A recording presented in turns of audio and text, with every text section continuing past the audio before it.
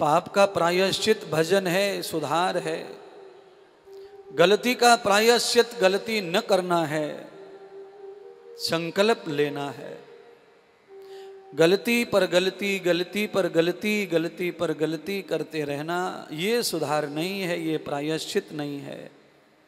अच्छा, कई लोगों में आदत होती है, गलती करते हैं फिर माफ़ी मांगते हैं और ये कहते हैं अब हम कभी नहीं करेंगे, और परसों फिर कर देते हैं। एक दिन बीतता है,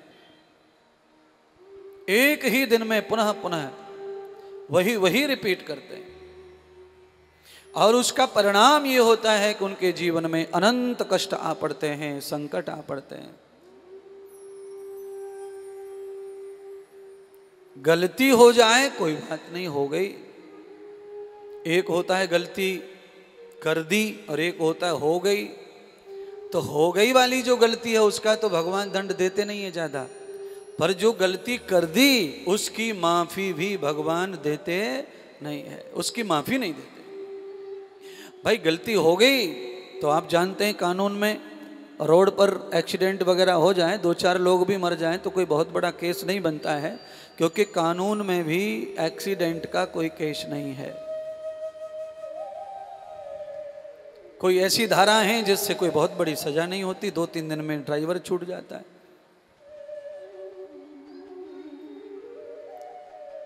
क्योंकि वो हो जाती है, कोई करना नहीं चाहता। हर आदमी को डर लगता है एक्सीडेंट से, पर हो जाता है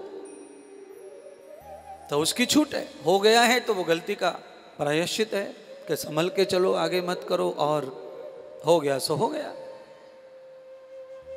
पर एक नियोजन से होता है। आप घर पर खड़ी गाड़ी स्टार्ट करो और सामने खड़े हुए आदमी में टक्कर मारो कह करके मैं तुझे जिंदा नहीं छोड़ूंगा, जिंदा नहीं छोड़ूंगा, तो वही एक्सीडेंट है, ये वही गाड़ी है, पर अब तो आप फंसेंगे क्योंकि नियोजित गलती है।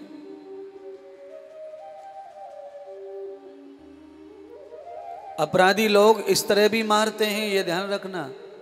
जो दुष्ट प्रवृत्ति के लोग हैं वो बंदूक से न मारकर गाड़ी से भी रौंद देते हैं, ध्यान लगा करके, क्योंकि वो जानते हैं कि इस तरह मारने से केस नहीं बनेगा, इस तरह मारने से अपन नहीं फंसेंगे, तो वो उस तरह भी मारते।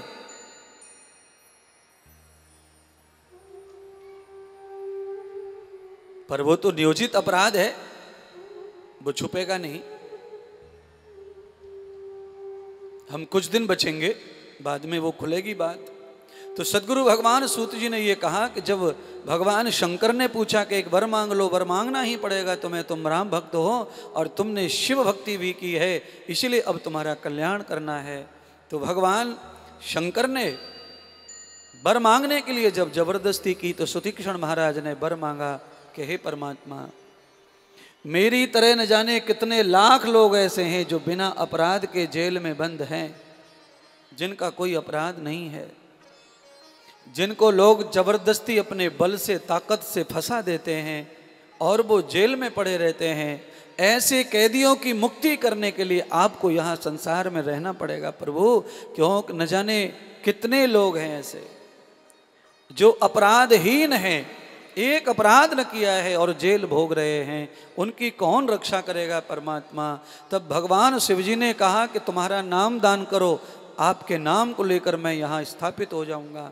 तो सुतीक्षण कहने लगे, प्रभु मेरा नाम तो तुक्ष है और मैं तो राम भक्त हूँ, मैं दास हूँ, और दास का नाम भगवान पर नहीं जचता, इसलिए हे प्रभु आपने जिस पापी का कल्याण किया है उस पापी के नाम से ही आप प्रकट हो जाइए, आप वही सिद्ध हो जाएंगे। तब भगवान ने अपना शंकर नाम और उस राक्षस का नाम जोड़ के अवतार लिया, और उस अवतार में प्रभु भीमा शंकर महादेव के नाम से भीमा नदी के तट पर प्रकट हुए।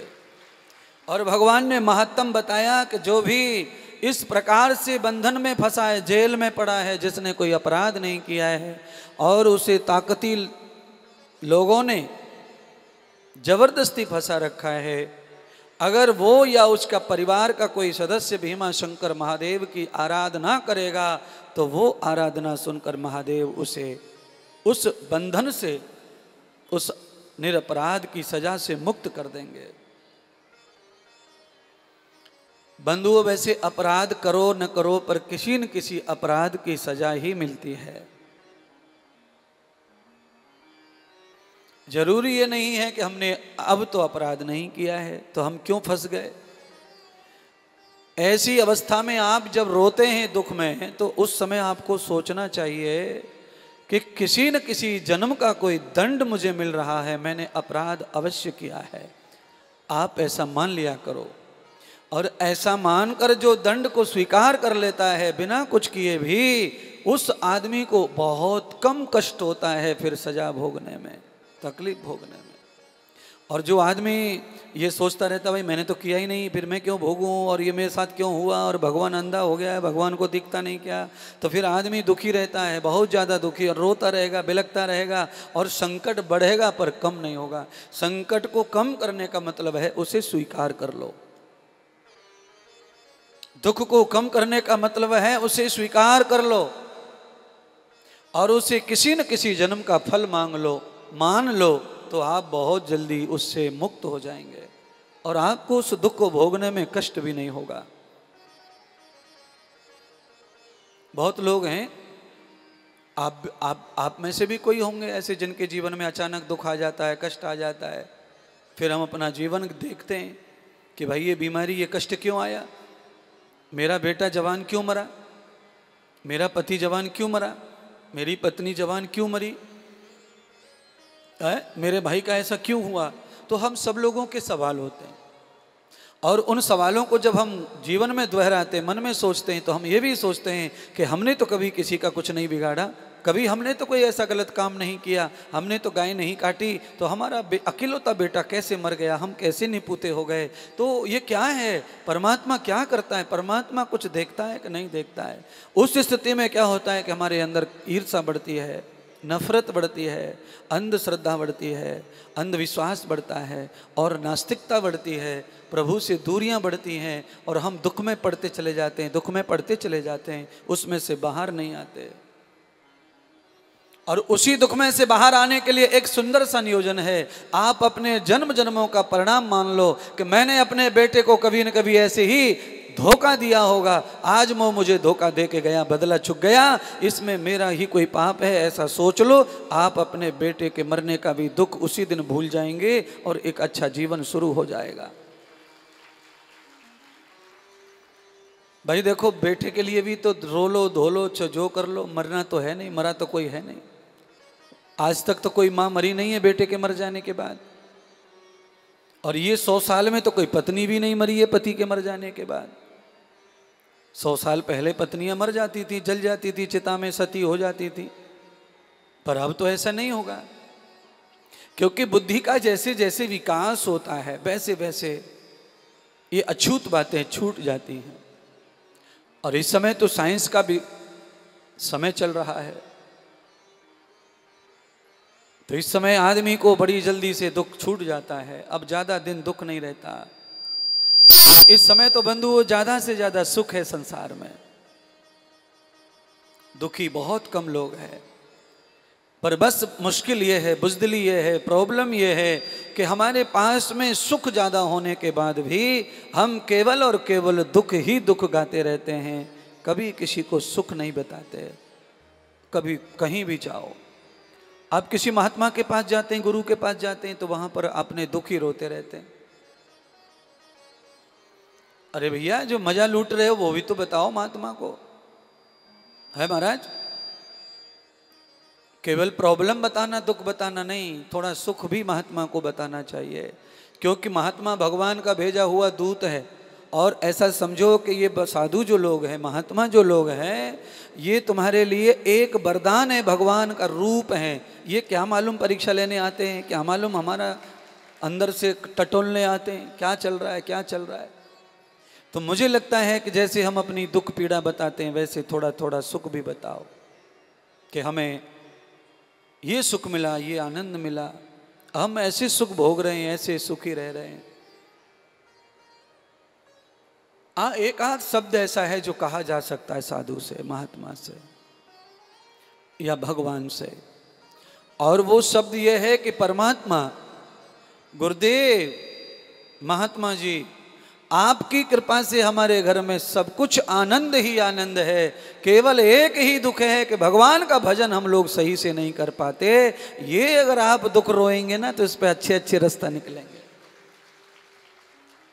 बाकी सब आनंद है हमारे घर में, पर हमारे घर में बस एक ही दुख है कि हम भगवान के साथ ज्यादा नहीं जुड़ पा रहे। जितना हम बच्चे से जुड़ते हैं ना, अपने बच्चे से, बताओ आप कितना जुड़ते हैं अपने बच्चे से? सभी लोग? अच्छा, साल 2 साल 3 साल नहीं, कितने साल तक? आपको जितनी चिंता, जितना प्रेम, जितना लगाव अपने बच्चे से होता है, उतना जीवन देने वाले से नहीं हो सकता। और जीवन दाता से अगर उसका 10% भी अगर आपका लगाव हो जाए तो मैं कहता हूं आप और आपका बच्चा दोनों ही सोने चांदी में खेलो, हीरे मोती में खेलो, वैकुंठ में जियो, अनंत आयु प्राप्त करके जियो। आप जितना मोह अपने बच्चे से करते हैं उससे 10% भगवान से करो, 90% औलाद से करो। 10% भी कर लिया तो भगवान की कृपा महाराज समेटे नहीं समटेगी, इतनी कृपा परमात्मा परोसेंगे हमारे ऊपर। पर हम भगवान से कितना मोह करते हैं। अब नहीं हो रहा, जिससे ज्यादा मोह मुझसे लग नहीं रहा उससे। अभी होठ टच हो रहे हैं और कितना टच करें उसको, इसमें से बाहर भी नहीं आ रही आवाज। क्या करें?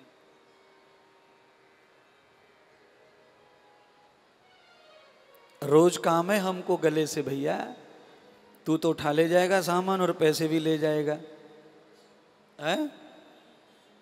हमें तो कल भी काम है गले से भैया, कल भी हमें तो व्याख्यान करना है।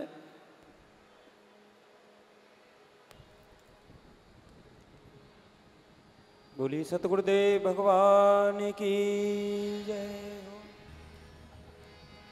जोगी वेश बनाया, जोगी वेश बनाया, ए बोले तेरे लिए मैंने जोगी वेश बनाया। ओ भोले बाबा तेरे लिए मैंने जोगी वेश बनाया। बोले तेरे लिए मैंने जोगी वेश बनाया। ओ भोले बाबा तेरे लिए मैंने जोगी वेश बनाया। हाँ, जोगी वेश बनाया, जोगी वेश बनाया, जोगी वेश बनाया, ओ जोगी वेश बनाया। बोले बाबा तेरे लिए मैंने जोगी वेश बनाया। ओ भोले बाबा तेरे लिए मैंने जोगी वेश बनाया। बोले बाबा तेरे लिए मैंने जोगी वेश बनाया। ओ भोले बाबा तेरे लिए मैंने जोगी वेश बनाया।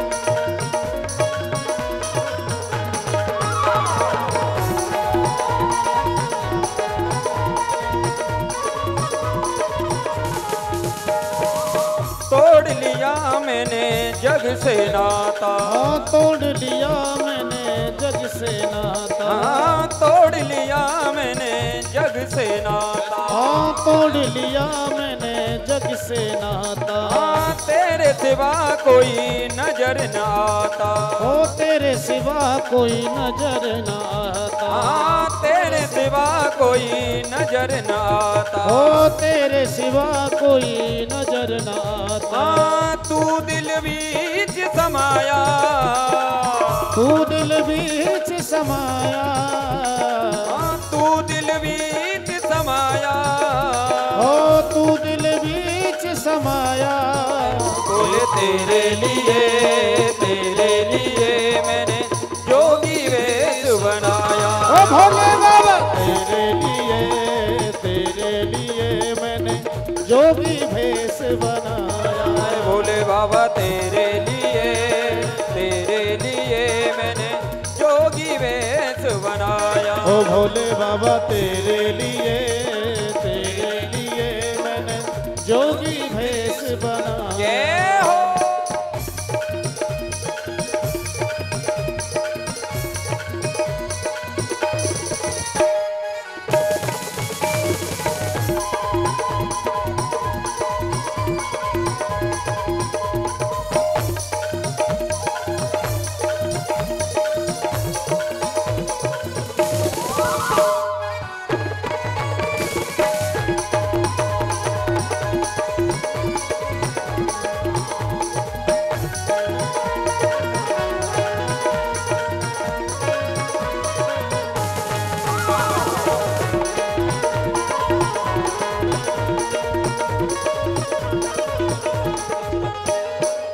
भोले की सूरत दिल में समाई। ओ भोले की सूरत दिल में समाई। भोले की सूरत दिल में समाई। भोले की सूरत दिल में समाई। संग विराजे गौरा माई। ओ संग विराजे गौरा माई। संग विराजे गौरा माई। संग विराजे गौरा माई। तूने ऐसा रूप दिखाया, तूने ऐसा रूप दिखाया, तूने ऐसा रूप दिखाया, तूने ऐसा रूप दिखाया। भोले बाबा तेरे लिए मैंने जोगी वेश बनाया। ओ भोले बाबा तेरे लिए मैंने जोगी भेष बनाया। भोले बाबा तेरे लिए मैंने जोगी वेश बनाया। ओ भोले बाबा तेरे लिए मैंने जोगी भेष बनाया। जय हो।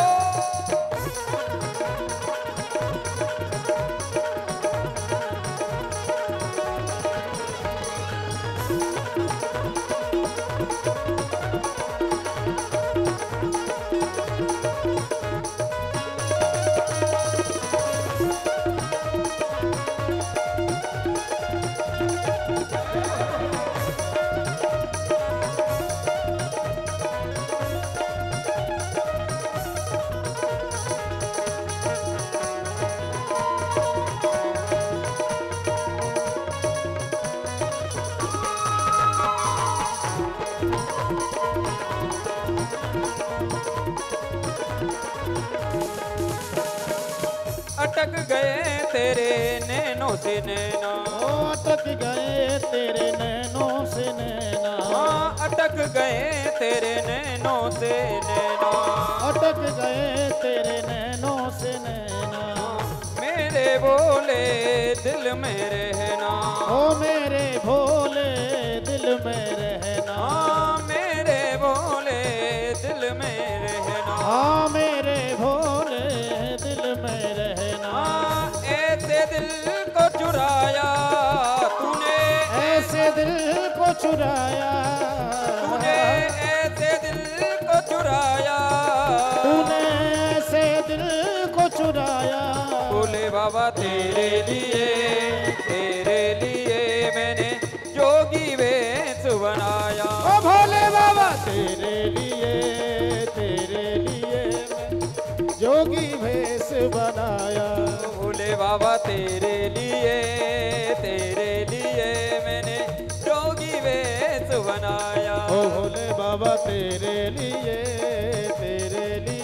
मैंने जोगी भेष बनाया। जोगी वेश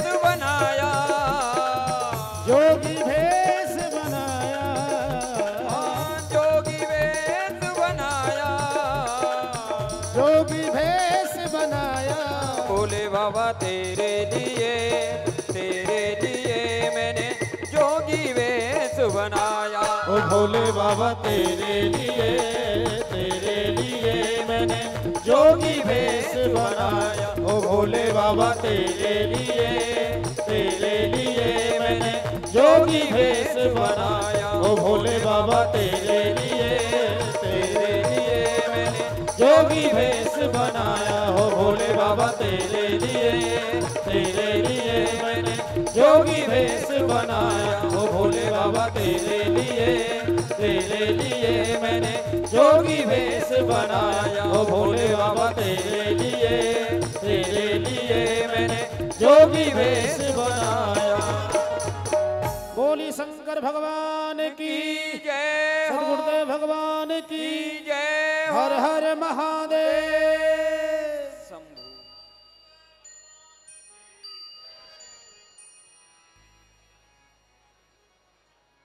कर्पूर गौरम करुणावतारम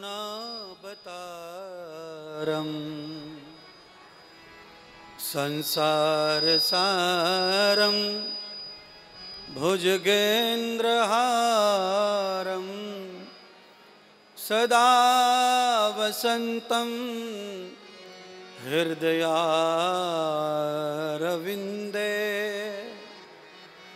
भवं भवानी सहितं नमामि।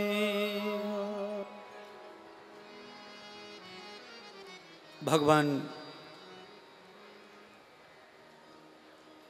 महादेव और माता भवानी को प्रणाम करते हुए सूत जी ने और कथाओं का दर्शन कराया।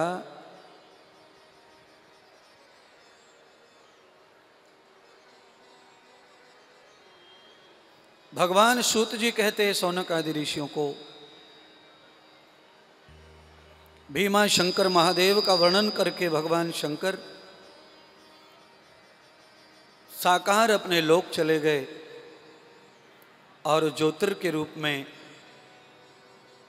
सुतीक्षण महाराज की वरदान के रूप में भीमा नदी पर स्थित हो गए।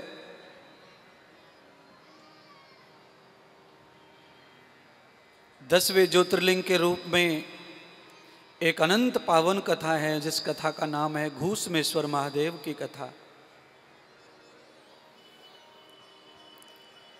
इस कथा में अद्भुत ज्ञान प्राप्त होता है बंधुओं।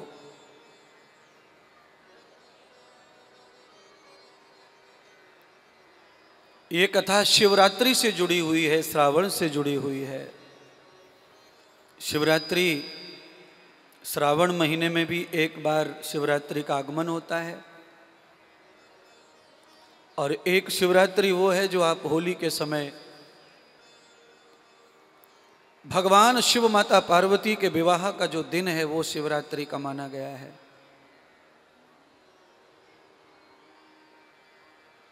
सुदेहा और सुधर्मा नाम के जो ब्राह्मण थे, दोनों पति पत्नी बड़े धर्मात्मा, यज्ञ करता, दानी, पर दुर्भाग्य से सुदेहा ब्राह्मण को पुत्र या पुत्री का सौभाग्य प्राप्त नहीं हुआ। और जब बालक लंबे समय तक नहीं हुए, धर्म कर्म यज्ञ करते हुए, तो सुदेहा को लगा कि मुझे अपने पति का दूसरा विवाह करना चाहिए, क्योंकि मेरे पति बड़े धर्मात्मा हैं, और ऐसे धर्मात्मा प्राणी का वंश न चला तो दुनिया का विश्वास उठ जाएगा संसार में पूजा पाठ से।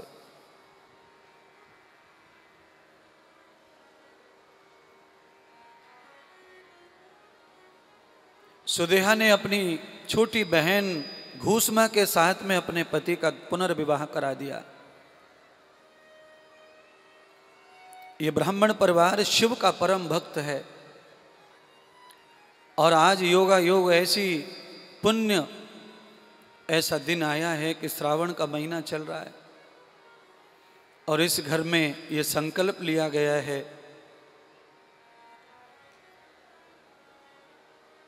कि पूरे श्रावण हम शिवलिंग बना करके उनका अर्चन करके और रोज अपने गांव के तालाब में उनका विसर्जन करेंगे। लोग हर श्रावण में अलग अलग अनुष्ठान करते हैं। इस बार इस ब्राह्मण परिवार ने यही अनुष्ठान का संकल्प लिया और तालाब से ही मिट्टी ला करके अब शिवलिंग बना करके उनका अर्चन करते हैं, वंदन करते हैं। घूष्मा को भगवान की कृपा से पुत्र प्राप्त हुआ।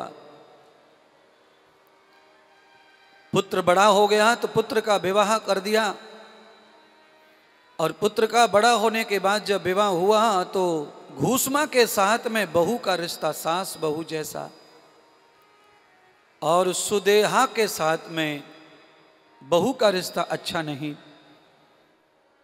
तो बहुत बुरा लगता सुदेहा को। मैंने अपना पति खोकर, अपना सुख, अपना जीवन खोकर के ये पुत्र को पाने के लिए मैंने इतने सारे दुख भोगे हैं और न मुझसे पुत्र बोलता है न पुत्र वधू बोलती है। भगवान सूत जी ने कहा कि आज अति हो गई उसके दुख की, चिंता की, टेंशन की। तो श्रावण का महीना चल रहा था, श्रावण के 3 सोमवार निकल चुके थे अच्छी तरह पूजा पाठ में। आज रात्रि में आखिरी सोमवार चल रहा था, रात को रविवार की रात में अर्चन बंधन पूजन किया और सब लोग जल्दी से सो गए। सुबह विसर्जन करने जाएंगे 4 बजे ऐसा कह करके रात्रि में जब सब सो गए तो सुदेहा ने घूष्मा के पुत्र के सोते हुए अनेक टुकड़े कर दिए तलवार से और एक बोरे में भर करके लाश को उस तालाब में फेंक आई जिसमें रोज विसर्जन के लिए शिवलिंग जाया करते थे। थोड़ा सा समय रात का बीता, सुबह आया, बहू जगी, बहू ने देखा बिस्तर पे रक्त ही रक्त बह रहा है और पति नहीं है तो चीखने चिल्लाने लगी, रोने लगी, सासू माँ तुम्हारे पुत्र नहीं है, बिस्तर पर खून ही खून है। सब दौड़ पड़े और ये हुआ तो हुआ कैसे, कैसे किसने कर दिया और किया तो लाश कहाँ चली गई कौन कहे। और झूठ मूठ के लिए सुदेहा भी रोने लगी। अब तो घर में पूजा पाठ चल रहा था वो खंडित न हो जाए। प्रातः काल जब होगा सूर्य उदय तो सब मोहल्ले वासियों को पता चलेगा कि इस घर में पुत्र मर गया जवान, और उस समय हम कैसे विसर्जन करेंगे भगवान के शिवलिंग पार्थिव लिंगों को, हमारी पूजा झूठी पड़ जाएगी। जिस घूष्मा का पुत्र मारा गया है उस घूष्मा ने सबको कहा कि तुम रोना धोना बंद करो।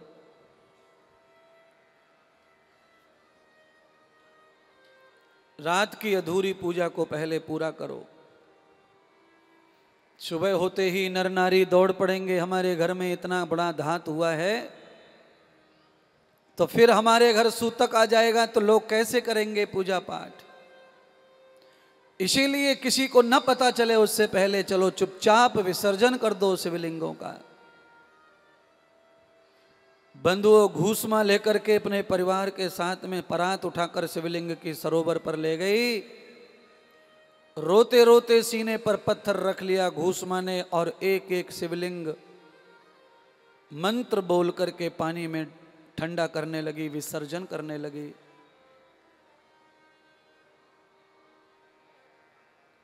चमत्कार हुआ। जैसे जैसे शिवलिंग धरती पर गिरते जा रहे थे पानी में, पाताल में, वहां शिवलिंग गीले होकर के एक दूसरे से शिवलिंग जुड़ते जा रहे थे। एक बहुत बड़ा, जितना बड़ा मिट्टी का पिंड था वो शिवलिंग एक बन गया। और उधर सूत जी ने बताया कि उसी सरोवर में जो लाश के टुकड़े पड़े थे वो भी अपने आप जुड़ते जा रहे थे।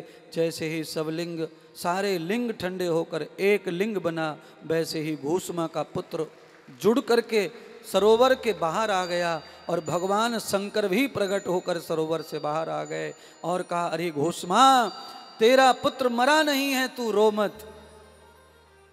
और तेरे पुत्र को मारने वाली तेरी बगल में तेरी सौत खड़ी है, इसने ही तेरे पुत्र को मारा है। बोलो घूसमा, अब तेरे पुत्र का तो तुझे प्राप्त हो गया। तेरे पुत्र के मारने का परिणाम सुदेहा को बताओ किस तरह दिया जाए, इसे किस तरह मौत दी जाए, दंड दिया जाए। घूसमा रोने लगी, भगवान शंकर के चरणों में आ पड़ी, कहा महादेव कृपा करो, ये मेरी बड़ी बहन है और यही पुत्र को ज्यादा चाहती थी और पुत्र के लिए इसने अपने पति का त्याग करके मुझे अपना पति दान करके मेरे साथ विवाह करवाया। और भगवान शंकर से कहने लगी घूसमा कि आपकी सबसे बड़ी भक्त तो यही है, इसकी वजह से ही प्रभु हम आपकी भक्ति करना सीखे। मेरा पुत्र और मेरी पुत्र वधू दोनों ही इसको सम्मान नहीं देते थे, इस ईर्षा में इसने ऐसा कदम उठाया।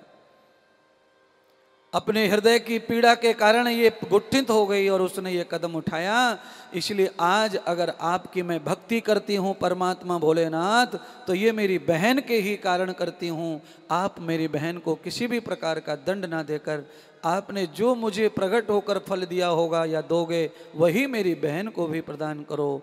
अब तो सुदेहा रोने लगी और चरण पकड़ लिए भोलेनाथ के, कृपा करो महादेव, मुझसे बहुत बड़ी गलती हो गई, आप मेरी गलती का जो भी दंड दीजिए दीजिए, पर आज आप मेरे को मेरा कल्याण कीजिए। भगवान शंकर ने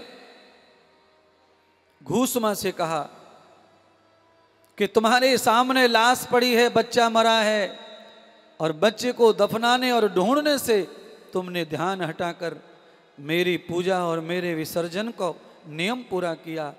इसीलिए तेरे जैसे भक्त अब संसार में कभी पैदा नहीं होंगे, मैं तुझे वर दे के ही जाऊंगा। तब घूसमा ने वर में भगवान शंकर से कहा, महादेव आप हर गांव में जितने भी सरोवर तालाब हैं, उन सब गांव सरोवर तालाब में स्थापित हो जाएंगे, तो हमारे जितने भी नगर गांव होते हैं वहाँ ऐसे अपराध और पाप हम एक दूसरे के साथ करते रहते हैं, कपट में, छल में, ईर्षा में। ऐसे पापियों का उद्धार कैसे होगा? परमात्मा आप उन पापियों के उद्धार के लिए यहाँ प्रकट हो जाइए। तब भगवान शंकर ने घूसमा का नाम लेकर के अपने आप को प्रकट किया। तो भगवान शंकर 10वें ज्योतिर्लिंग के रूप में घूसमेश्वर महादेव के रूप में गांव के सरोवर पर स्थापित हो गए। और भगवान ये चिंतन करके आशीर्वाद देने लगे घूसमा को कि तेरी वजह से मैं प्रकट हुआ हूं, पर संसार की कोई भी महिला अगर श्रावण मास में इसी तरह शिवलिंग बना करके अपने गांव के सरोवर में विसर्जन करेगी नियम से, श्रावण के चारों सोमवार या श्रावण के पूरे 30 दिन, तो उसका खोया हुआ बालक भी, उसका मरा हुआ बालक भी किसी न किसी रूप में उसकी गोद में आ जाएगा। ये मेरा वरदान होगा। देखिए जैसा होता है वैसा तो नहीं होगा, पर ये बातों पर भरोसा करने जैसा ही है। भगवान किसी न किसी रूप में आ जाते हैं हमारे जीवन में, हमारे गोद में कहो, चाहे वो किसी भी रूप में प्राप्त हो जाए। पर हमारा खोया हुआ जो दुख है, खोया हुआ जो सुख है, वो हमारा ही था, इसलिए भगवान की कृपा से हमारे सुख के रूप में वो आएगा। बहुत सारी माताएं बहनें इस तरह रोती रहती हैं। आप महाभारत की कथा सुनते हैं ना, तो उसमें उत्तरा की जो कथा है, उत्तरा के गर्भ में बालक 1.25 महीने का ही था, पर उसने पुनर्विवाह नहीं किया। और सभी कुंती ने, सुभद्रा ने, द्रौपदी ने उसे पुनर्विवाह के लिए प्रेरित भी किया, पर उसने पुनर्विवाह नहीं किया। और उसने यही कहा कि मेरे पति और तुम्हारे पुत्र मेरे कोख में ही पल रहे हैं, वो उसी रूप में आएंगे और मैं उसी रूप में उनके साथ रह लूंगी। तो हमारे जीवन में भी ऐसे ही लौट आते हैं सब चीजें, भले ही रूप बदल जाता हो, काया बदल सकती है, पर आत्मा कभी कभी वही आ जाती है। पर उन आत्माओं को पाने के लिए आपको अपनी निष्ठा, अपनी भक्ति को कायम करना रहेगा। क्यों? ये जो कान है ना, ये इतने हल्के होते हैं हलकट लोगों के कि इन कानों में कोई बात पड़ी ना तो आदमी ऐसे उछल के कूद के पड़ता है। और जिनके कान हल्के हैं वो आदमी कभी भी संतोष से जीवन नहीं जी सकते। उनके जीवन में कभी भी अर्थ की बहुत आस नहीं होगी, उनके जीवन में विकास की बहुत आस नहीं होगी। उनका जीवन अर्थ से और विकास से हमेशा लुटर पुटर पड़ा रहेगा। इसलिए मैं रोज और हमेशा कहता हूं, आपको क्या लगता है मेरे कानों में लोग बात नहीं कहते होंगे आप सबके बारे में? आपस में आप जितने शिष्यों को शिष्य जानते हैं उतनी ही बातें एक दूसरे का शिष्य एक दूसरे के बारे में मेरे से कहता है। पर सागर सागर होता है, तालाब तालाब होता है। कभी कभी आपको सागर की गहराइयों को नाप कर अपने आप को तोलना चाहिए। सागर को चीरने फाड़ने की शक्ति अगर दुनिया में किसी में है तो वो मनुष्य में है। आप सागर से भी महान हैं। और आपके जब कान खोखले हो जाएं, कान थोथड़े हो जाएं, तो फिर आप अपने आप पर काबू नहीं कर सकते। और जिस मुंह से जो शब्द बोला है उस शब्द की कभी भी जिंदगी में कभी लौट के नहीं आता और उसका अपराध आपको भोगना पड़ेगा। जो मुंह से शब्द बोले हैं या तो उन पे कायम रहो या तो उनको जो बोल दिया वही अपनाओ। और मुंह से जो बोला है छचोरों की तरह, नादानों की तरह, और अपने बोले हुए शब्द का कोई परेखा नहीं है, कोई मलाल नहीं है, तो ऐसे लोगों का संसार में कोई भी हिसाब नहीं, कोई जगत में कोई मान नहीं है। आप ऐसे ही जबरदस्ती आके घुसते रहो दूसरों में, वो अलग बात है, पर तुम्हें कोई वैल्यू नहीं देगा। संसार में अपनी वैल्यू बनाने के लिए, संसार में अपना स्थान बनाने के लिए आपको आंख और कान और बुद्धि से मजबूत होना पड़ता है। अरे महाराज, अरे हम हो या कोई और हो, महान जो लोग हैं संसार में, जिनका संसार में बहुत बड़ा ख्याति है, जिनका नाम है, उनकी बात छोड़ दो। देवरानी जेठानी जिनको घर के पड़ोस में कोई नहीं जानता, लोग उनके बारे में भी न जाने क्या क्या उल्टा सीधा कह कह के घर में लड़ाइयाँ, घर में झगड़े लगाते रहते हैं। तो आप बढ़ रहे हैं आगे, आपके बारे में कोई ऐसा नहीं करेगा तो कैसे होगा? फिर आप कौन है? फिर आपने क्या अन्न खाया है कि आपने अन्न नहीं खाया है? आपने भी तो केसर का दूध पिया है, आपने भी तो बादाम मनुक्का खाए हैं, तो बुद्धि उस तरह की ही होनी चाहिए। कहते हैं बादाम खाने से बुद्धि अच्छी हो जाती है, कान में सोना पहनने से बुद्धि अच्छा निर्णय लेती है, अच्छे काम करती है, कान को यहाँ पंचर करने से बुद्धि अच्छा काम करती है, स्मृति अच्छा हो जाती है। इसीलिए हम लोग कर्ण वेद करते हैं, छोटे छोटे बच्चों के कान में बाली डालते हैं, क्योंकि उनका कान पंचर करते हैं। ये वैज्ञानिक और ये आयुर्वेद का ही है। ये सोना श्रृंगार में नहीं आता, सोना शोभा के लिए नहीं है। सोने से शरीर को ऊर्जा प्राप्त होती है, सोने के पॉइंट होते हैं शरीर में। सोना कमर से नीचे क्यों नहीं पहना जाता? क्योंकि सोने का पॉइंट, सोना कमर से नीचे लाभ नहीं देगा शरीर को। चांदी जो है पैरों में पहनी जाती है, कमर में पहनी जाती है, घुटनों में पहनी जाती है, क्योंकि चांदी के जो पॉइंट हैं वो पैरों में हैं, सोने के जो पॉइंट हैं वो ऊपर होते हैं, नाभि से ऊपर। तो हमारे शरीर को शक्ति मिलती है सोना चांदी पहनने से। ये कोई शोभा और श्रृंगार के लिए नहीं आभूषण, क्योंकि सोने से दवाइयाँ बनती हैं आयुर्वेद में, चांदी से दवाइयाँ बनती हैं, तांबे से दवाइयाँ बनती हैं, पीतल की भस्म बनती हैं, लोहे की भस्म बनती है, सोने की भस्म बनती है, मोती की भस्म बनती है, मोती पिष्टी बनती है, हीरे की भस्म बनती है। और शरीर को स्वस्थ रखने के लिए ज्ञानी लोग, वैज्ञानिक लोग, वैद्य लोग उनको आपको खिला करके तंदुरुस्त करते हैं।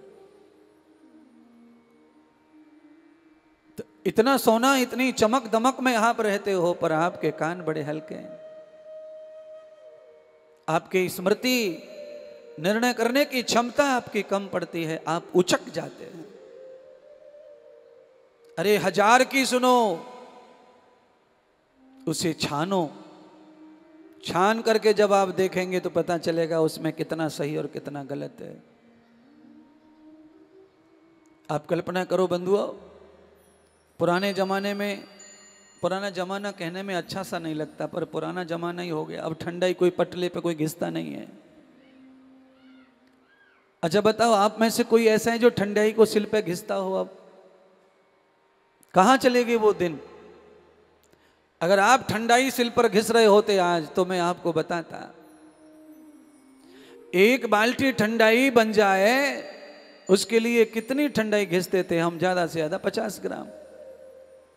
और उसे घिस के जब छन्ने में छान करके ठंडाई बनाते थे, छानते थे, ठंडाई बनाते थे, तो आप देखते होंगे कि जब आप छन्ने को निचोड़ते हैं, निचोड़ने के बाद में ठंडाई का जो पानी बाल्टी का है वो पूरा सौंफ के कलर का हो जाता था, और उस छन्ने के अंदर थोड़ा सा इतना सा कचड़ा रह जाता था, पूरा का पूरा सब का सब रंग उधर उतर जाता था। जब आप किसी विचारधारा को, जब आप किसी वार्ता को, जब आप किसी संकल्प को छानते हैं तो आपको पता चलता है कि उसमें सही कितना है और गलत कितना है। किसी के जीवन के साथ में आप सालों बिताते हैं और उसके बाद भी आप उस आदमी को शायद समझ नहीं पाते हैं। इतने नजदीक होके भी जब आप किसी व्यक्ति की जिंदगी को नहीं समझ पाते तो फिर आप दूर रहें वही अच्छा है। आप जहां हो वहीं रहो। परमात्मा वही कह रहे हैं आपको, ईश्वर वही कह रहा है।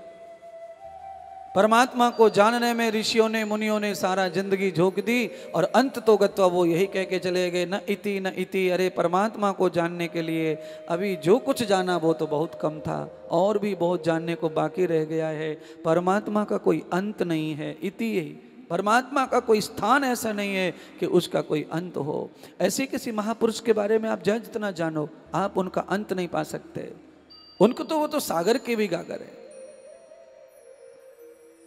आप किसी भी दिव्य पुरुष की, किसी भी दिव्य शक्ति की एक छाया मात्र से ही आपको पहचान मिलने लग जाती है? आपको कौन जानता भैया? आपके जैसे छचोरे लोग जानते होंगे, पर अच्छे लोगों में जब आपकी पैठ बनती है तो आपकी नीयत छचोरों में ही चली जाती है। आप कहां अपने आप को अपने स्थान पर नहीं रख पाते, फिसल जाते हो।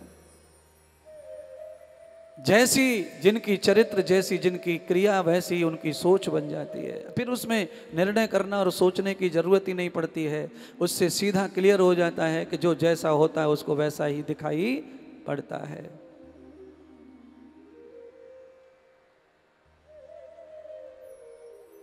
एक दृष्टांत मुझे याद आ गया, मैं सुनाया करता हूं।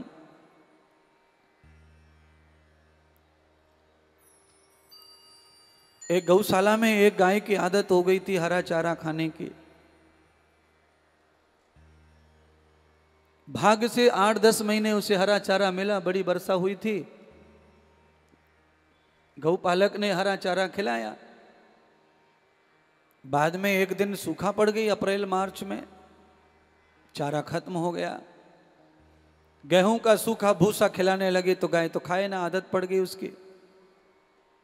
गाय सूखने लग गई। गौशाला में उसे दाना दपड़िया सब खिलाए, पर वो कुछ खाती नहीं, किसी में मुंह नहीं मारती। वैद्य डॉक्टर आए, सबने इलाज किया, पर किसी को कोई बीमारी तो थी नहीं, आदत उसकी ऐसी थी। ऐसे ही कोई महात्मा घूम रहे थे, उन्होंने देखा गाय बड़ी सूखी है, क्या हुआ? पूछा तो उन्होंने कहा महाराज 2 महीने से चारा नहीं खा रही है, जब से हरा चारा खत्म हुआ है ये भूखी मर रही है महाराज, बड़ी समस्या हो गई है। दाना खाती नहीं, चुनी खाती नहीं, खेर खाती नहीं, कुछ नहीं खाती है ये, केवल एक को हरा चारा चाहिए, हरा चारा है नहीं। महात्मा ने बढ़िया आइडिया दिया गौपालक को।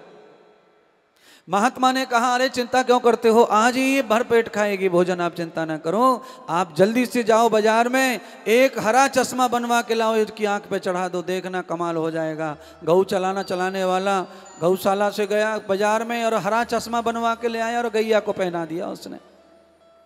गैया की आंखों पे हरा चश्मा लगा। मैं आपको क्या बताऊं, कहने वाले दृष्टांत में ये कह रहे हैं कि कई दिन का सूखा भूसा पड़ा था लड़ामणी में, गाय टूट के पड़ी भूसा पे, लपड़ लपड़ लपड़ लपड़ सब भूसा खा गई और पेट सतर हो गया उसका। तो जैसे गाय की आंखों पे हरा चश्मा लग गया तो वो सूखे को, सफेद को हरा देखने लगी, ऐसे ही हमारी आंखों पर भी, हमारी बुद्धि पर भी हमारे खुद के चरित्र का पर्दा पड़ा हुआ है, इसलिए हमें सब में वही दिखाई देता है।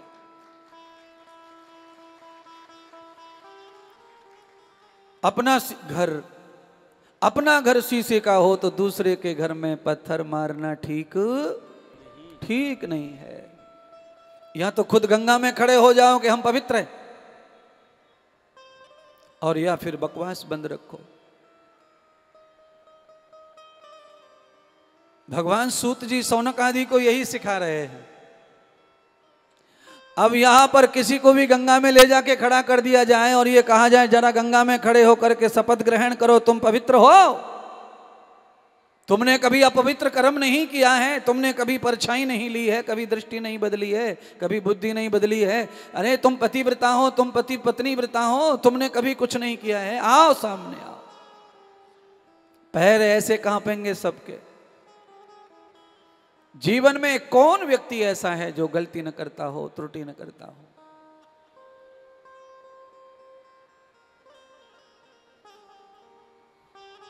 घूस माँ ने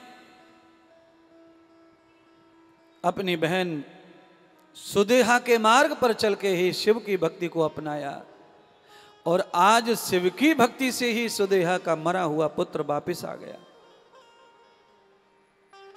और ये मैं कथा इसलिए सुनाई आज, और इस पे थोड़ा सा उपदेश भी आपको देने का प्रयत्न किया। ये कथा हमें क्या सिखा रही है? इस कथा ने हमें ये बताया कि पूजा करते करते जो हम कुत्ता भगाने चले जाते हैं, पति से तौलिया बता देते हैं, तौलिया वहां धरी है, तौलिया उठा ले, रुक जाओ, न सीटी मार रहे हो कुकर, मैंने पूजा कर लियो, आरती बाकी है, फिर 2 रोटी जल्दी बना के दे दूंगी, डिब्बे में चले जाइयो, कहूँ धरती ना फट रही, आधा घंटा पीछे चले गए नौकरी पे। तो इतनी बातन ने कह के फिर जय जगदीश हरे स्वामी।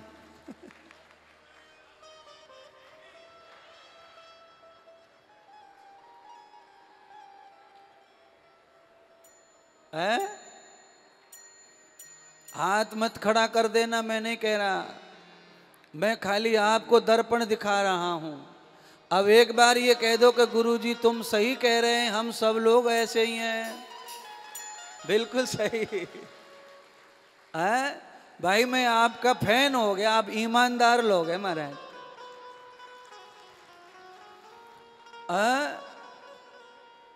कर्पूर गौरम करुणावतारम संसार सारम भुजगेंद्र हारम। छोरा आधा श्लोक बोला और आधा गले में ही अटक गो, और बीच में छोरा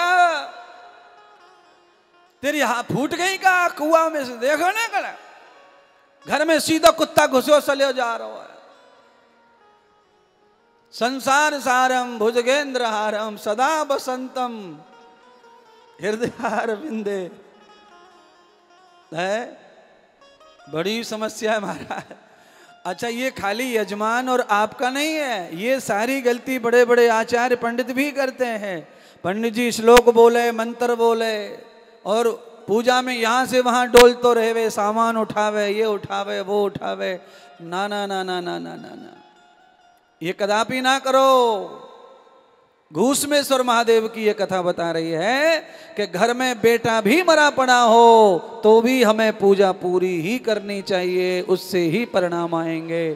क्या पता भगवान हमारी किस रूप में परीक्षा ले रहे हैं, पर आप में इतनी हिम्मत नहीं है।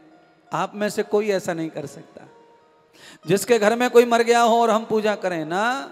हम तो एक दिन की छोड़ो, हम तो 1.25 महीने तक पूजा नहीं करते महाराज। मैं आपसे विनती करना चाहता हूं सनातनी हिंदुओं से कि आपके घर में अगर कोई मर जाए, दुख आ जाए, तो केवल और केवल भजन और भगवान ही उस दुख को मिटा सकते हैं। इसलिए लंबे समय तक ये सूतक पूतक मत पालो, लंबे समय तक ये पाखंड मत पालो। आपका मन और चित्त थोड़ा दुखी रहता है, कोई मर जाए दुख होता है, उसमें थोड़ा सा ठीक ठाक चित्त नहीं लगता भजन में, भगवान की पूजा में, तो भले गैर मन के ही कर लो, पर पूजा पाठ नियम परमात्मा का करो। घर में बालक पैदा हो जाए, पूजा बंद। घर में कोई मर जाए, पूजा बंद। हर जगह पूजा बंद है। और ये जितने भी नियम धर्म पालने वाले हैं, ये इतने बदमाश रहते हैं कि रोटी पानी, खाना पीना, सोना कुछ भी बंद नहीं करते। बोलिए बालक घर में पैदा होने पर खुशी हुई है, ढोल बज रहे हैं, पटाखे फूट रहे हैं, तो आप अगर मेरी बात माने, मेरे सिद्धांत माने तो आपको बड़ा फायदा होगा। आपके घर में बालक हुआ है तो मैं तो कहता हूं अपने घर के देवताओं को सिर पे धरो चौकी पे, और पूरे गांव में ढोल के साथ में मेरौनक निकालो, कलश यात्रा निकालो, पूरे गांव में कहो कि इनकी वजह से अपने घर में ज्योति जगी है, इनकी घरे से रोशनी हुई है, भगवान का जय जयकार करो, धुआंधार मचा दो। पर आप लोग ऐसा क्यों नहीं करते नहीं पता है। घर में 12 साल के बाद में छोरा भयो है और सबसे पहले जेल कर दी देवतन की। ठाकुर जी की पूजा नहीं होगी, घर में सोबर हो गई है, सूतक आ गया है।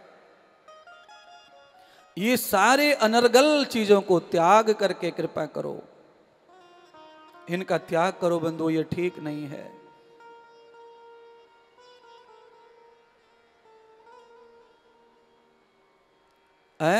क्या करना चाहिए आपको? घूसमा की तरह थोड़ा साहस दिखाना चाहिए, बड़ा लाभ प्राप्त होगा इससे। भगवान परीक्षा ले सकते हैं, भगवान किसी भी प्रकार की परीक्षा, आपकी परीक्षा, मेरी तो दिन भर होती है परीक्षा, रात भर होती है महाराज। मैं तो जिसके सिर पे हाथ रखता हूं, जा तेरा बालक नौकरी लगेगा, जा तेरा काम होगा, अगर उसका नहीं हुआ तो मैं तो फेल ही हो जाऊंगा परीक्षा में। दिन भर परीक्षा भोगनी पड़ती है महाराज, दिन भर, और न जाने कैसे कैसी बातें सुननी पड़ती हैं, तो भी व्यासपीठ पर बैठ करके हिम्मत करके कथा कहनी पड़ती है। भगवान का ये सब नियोजन करना पड़ता है, क्योंकि ये जीवन का सच्चाई, जीवन की यही है कथा, जीवन का इसी से इंद्रदेव तेरी पहचान है। अगर यही रुक जाएगा तो तेरा सारा कार्य रुक जाएगा, तो झूठा पड़ जाएगा। अपने काम को संभाल के रखो महाराज। आज आप जो आए हो पांडाल में, ये केवल इसीलिए आए हो क्योंकि मेरे पास में कथा है, भगवान की मेरे पास में नॉलेज है परमात्मा का। मैं भगवान के स्वभाव का ज्ञान जानता हूँ, भगवान के कर्मों का, गुणों का ज्ञान जानता हूँ, भगवान की रीत प्रीति प्रवृत्ति का ज्ञान जानता हूँ, और आप उसे सुनते रहते हैं टेलीविज़न पर, मोबाइल पर, इसीलिए आप यहाँ भी आए हैं। तो इससे ये सिद्ध होता है कि दुनिया में मेरी प्रसिद्धि केवल भगवान की कथा से है, नहीं तो मेरी औकात नहीं जो प्रसिद्धि पा सकूं। भगवान की कथा ही प्रसिद्ध करती है सबको, भगवान का भजन प्रसिद्ध करता है। कल मैंने कहा था कि बड़े बड़े अत्थे खां मर गए पर इतिहास नहीं बना, और 5-5 वर्ष के बच्चों का इतिहास बन गया, प्रहलाद और भक्त ध्रुव का। ये इतिहास कैसे बन गया? इतिहास बन गया क्योंकि वो भगवान के भगत बन गए 5 वर्ष में, इसलिए इतिहास मिटने वाला नहीं, हमेशा अजर अमर इतिहास हो गया उनका।